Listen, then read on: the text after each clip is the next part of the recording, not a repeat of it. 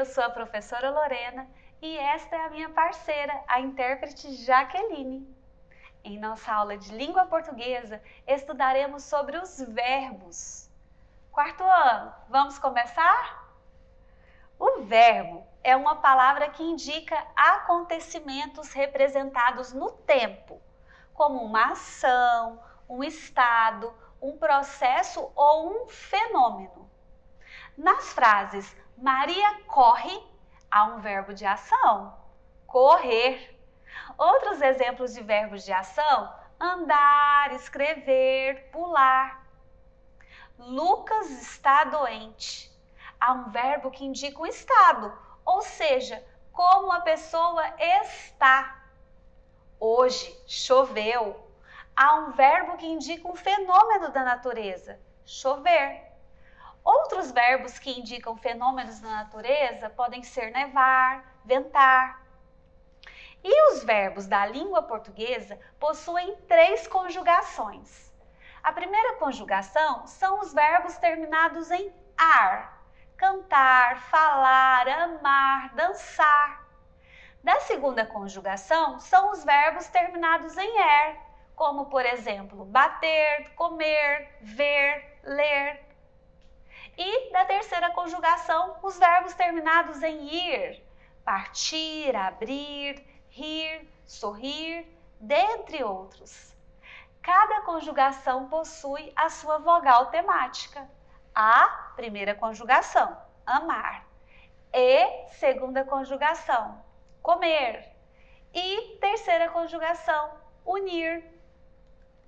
Na concordância verbal, o verbo adapta-se ao número e à pessoa do sujeito. Isto é, a conjugação do verbo varia de acordo com o número, singular ou plural, e com a pessoa do sujeito, primeira, segunda ou terceira pessoa. Vocês se lembram quais são as pessoas?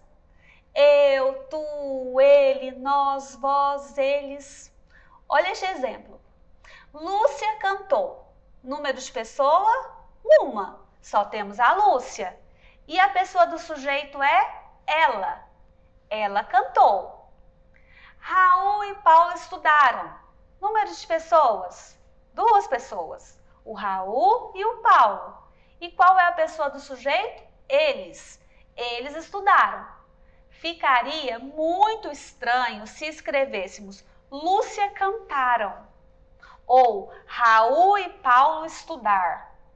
A frase precisa ter essa concordância para ser melhor compreendida. Agora, conheceremos um pouquinho mais sobre um dos modos verbais, aquele cuja ideia se revela por um desejo, até mesmo um pedido, uma ordem, dependendo do caso. Estamos falando do modo imperativo. Vamos ver os verbos de uma receita de bolo de chocolate? Veja que em uma receita de bolo, os verbos estão no imperativo. É um pedido ou até uma ordem, visto que se errarmos os ingredientes ou a ação, o bolo pode desandar. Esse modo tem a função específica de dirigir uma ordem, uma sugestão ou um pedido a outra pessoa, podendo ser afirmativo ou negativo. Os verbos no imperativo são estes aí, ó, destacados em vermelho. Adicione, bata, misture, despeje. Mesmo não sendo escrito, o modo imperativo pode estar presente em vários símbolos. Vamos treinar? Olhe essas placas e vamos tentar identificar o comando que elas representam. Lembrando que o imperativo pode ser negativo ou afirmativo. O imperativo negativo necessita de um advérbio ou uma locução adverbial de negação, como não. Exemplo, não estacione. No imperativo afirmativo, o falante tem a intenção de levar ao interlocutor a realizar a ação, ou ação sugerida ou ordenada por ele. Por exemplo aí, pare, é uma ordem.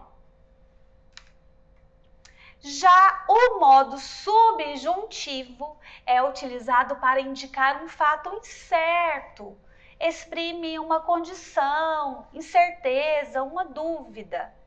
Uma característica particular desse modo verbal é a sua dependência em relação a outro verbo.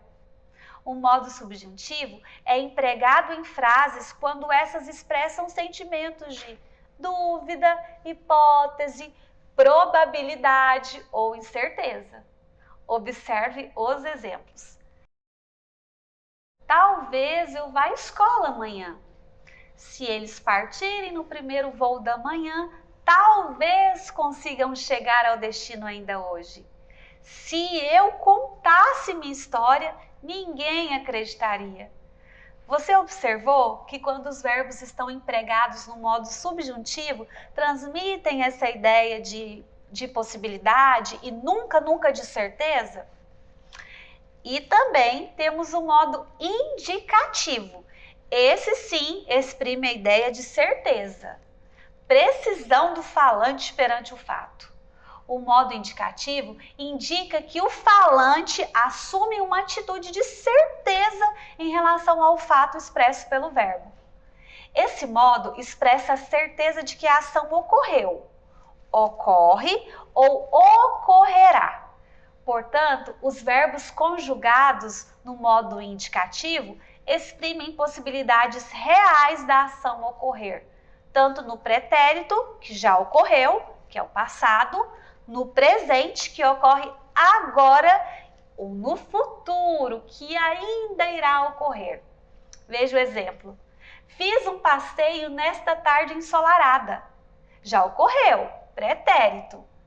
Eu gosto de chocolate. Ocorre agora, presente.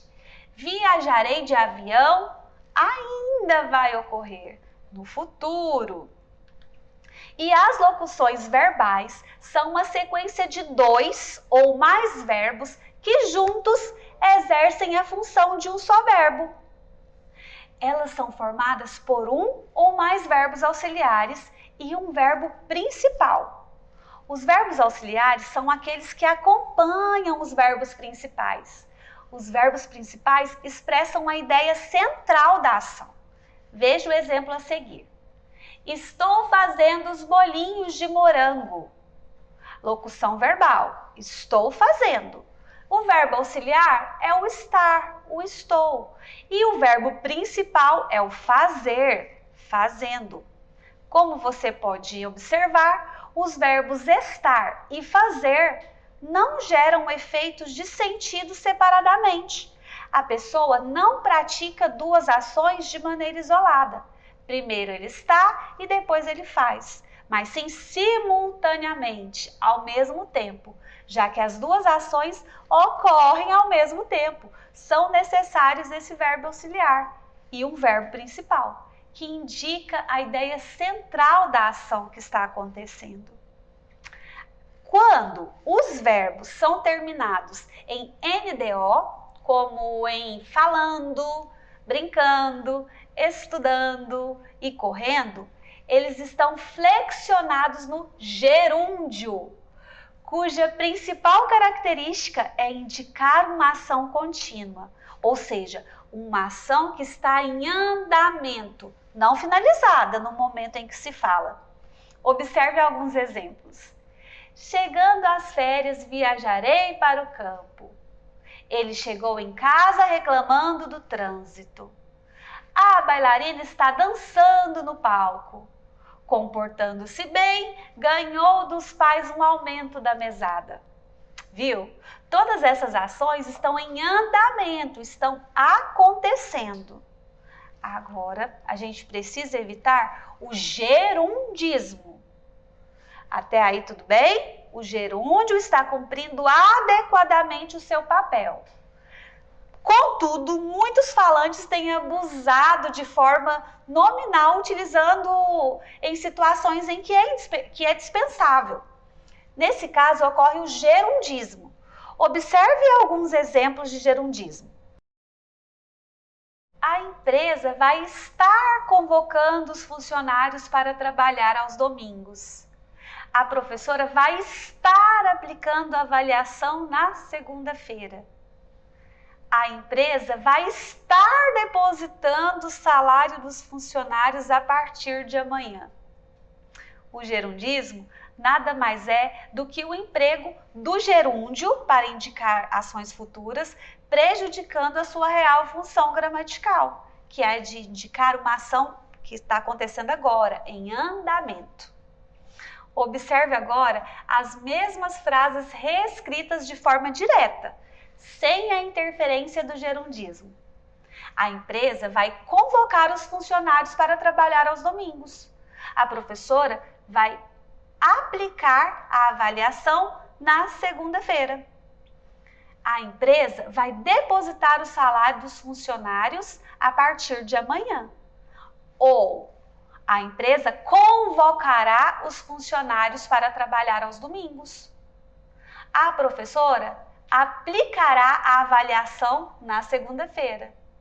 A empresa depositará o salário dos funcionários a partir de amanhã.